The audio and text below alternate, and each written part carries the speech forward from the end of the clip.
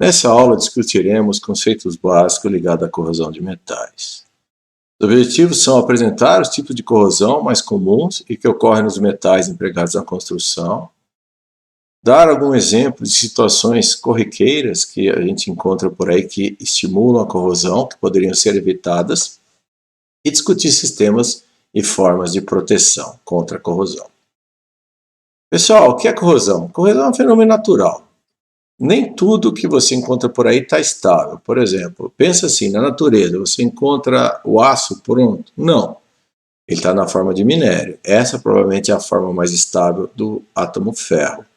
O meu ferro metálico aqui, que eu fiz virar aço, provavelmente ele não está perfeitamente estável. Em certas condições ele vai tentar retornar a sua condição de estado de menor energia, que é na sua forma de óxido, por exemplo. Então é um fenômeno natural, conhecido como a deterioração do material, usualmente um metal, resultante de reações químicas ou eletroquímicas com seu ambiente.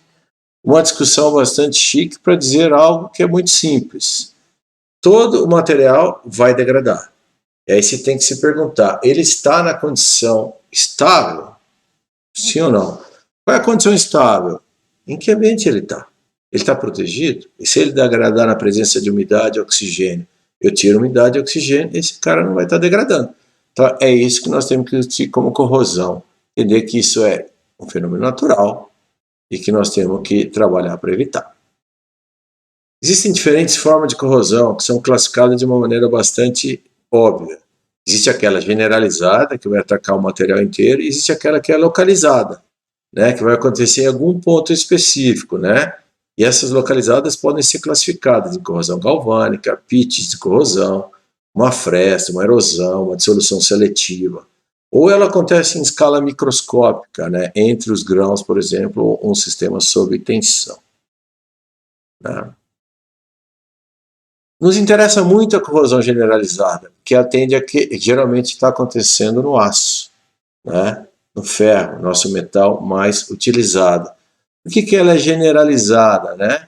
Porque o ferro, na sua superfície, é composto por diferentes fases, né, do metal. Né?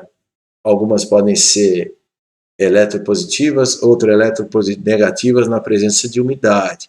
Então, se você tem na superfície do teu metal água, oxigênio, essa água vai dar uma dissolvida nessas fases.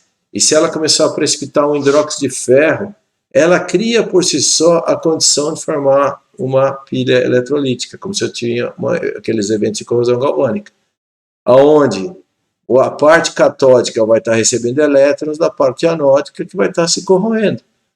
Esse hidróxido de ferro que vai se formar na superfície, que é a chamada ferrugem, diferente da pátina do alumínio que fica aderida, ela se solta. E ela se soltando, o material corroído vai diminuindo sua seção resistente. E pode chegar um dia ao dano se aquela nova seção resistente menor que a original não suportar as cargas e os esforços. Além do que, ele está descascando e depositando umas cascas na sua superfície, né?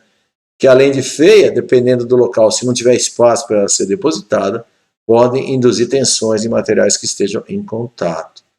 No aço, então, essa presença de diferentes fases de superfície, que leva a diferentes polaridades na presença de umidade, fica ainda mais intensificada na presença da ferrugem, que é o hidróxido de ferro, e esse processo de corrosão vai se intensificando, vai se acelerando, e ele é generalizado no metal. Esse é o conceito de, então, de corrosão generalizada.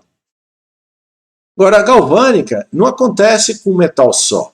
Né? Aquele metal, na presença de umidade, sozinho, não vai criar essa diferença de polaridade, um cátodo e um ânodo, e vai ter essa transferência e movimentação de elétrons que vai levar à corrosão. Na verdade, você precisa do contato de dois metais diferentes, com potencial de corrosão diferente, como vimos no caso do alumínio, e esse eletrólito solúvel, geralmente água, um líquido polar, né, que vai estar atuando nessa superfície, né, dissolvendo elementos nessa superfície, vai fechar o arco elétrico aqui, né? Então, o ânodo vai doar elétron para o cátodo, que vai devolver para o sistema. E o ânodo é corroído em relação ao cátodo, como toda corrosão galvânica. Né? novamente apresentamos aqui a série galvânica. Então, se você puser, por exemplo, alumínio em contato com aço, o alumínio corrói. Né? Aço em contato com cobre, o aço corrói. Né? Se você pegasse aqui o aço inox, né, stainless steel em contato com o cobre corrói, porque você permite que forme-se esse mecanismo. Ah, mas eu gostaria de evitar, queria pôr os metais em contato e não queria que tivesse a corrosão galvânica, né, aqui. Bom, isso é um fenômeno termodinâmico. Para isso não acontecer, eu tenho que evitar o contato. Tem várias formas de evitar o contato. Entre os dois metais, você isola. E o eletrólito, não vai, mesmo que ele esteja dissolvendo, ele não consegue fechar o arco. Né? Não cria o movimento de corrente. Ou você não permite, você só molha um dos metais, não molha o outro. Ou se molhar os dois, a superfície de um deles está isolada, como aqui. Ou os dois metais têm o mesmo potencial de corrosão. Então, você entendendo as características dos metais, você adequa a solução. Eu quero um parafuso de aço numa placa de alumínio. Beleza, entre o aço e o alumínio, eu vou colocar, por exemplo, um isolamento de borracha. O aço não vai estar em contato. Ou eu vou pintar o parafuso com uma tinta polimérica para que não haja contato. Então você tem condições de evitar que forme-se a corrosão galvânica. Tranquilo? Esse mecanismo ele pode acontecer em toda a superfície, ou um metal que tem uma característica de superfície já protegida, por exemplo, como o alumínio, ou o próprio o aço galvanizado, como a gente vai ver daqui a pouco, em um ponto essa proteção de superfície falha, né? Por alguma coisa que atacou localmente, por uma questão de concentração, um defeito de fabricação, um tipo de grão que está formado na superfície, de forma que cria um defeito. Criou defeito, o processo acontece dentro do buraquinho que aconteceu nesse defeito. Isso chama corrosão por pitch, é ponto de ataque. Ela não é generalizada na superfície, mas ela achou uma brechinha para furar essa superfície e atacar. Então, dependendo do que você coloca como material de proteção para proteger o metal de baixo, se esse material de proteção não suporta o ambiente e ele for atacado em um ponto, você abriu a corrosão, por exemplo, na presença de cloretos, como nesse caso aqui. E a corrosão depois vai se espalhando, né, ponto a ponto. Então, uma chapa pintada, por exemplo, é igual uma corrosão de carro, né? Quando a tinta teve um defeitinho e conseguiu a umidade infiltrar por baixo, a corrosão acontece por baixo desse ponto de defeito, né, e pode levar ao dano total da estrutura. Tranquilo? Bom, o que nos resta agora começar a discutir? Na construção civil, em que situação essa corrosão é mais favorecida? Dá para a gente minimizar esse dano? A gente já viu que, ok, posso selecionar melhor os materiais, posso isolar o contato entre eles, posso criar uma camada de proteção na superfície resistente ao ambiente para que eu não tenha picos de corrosão.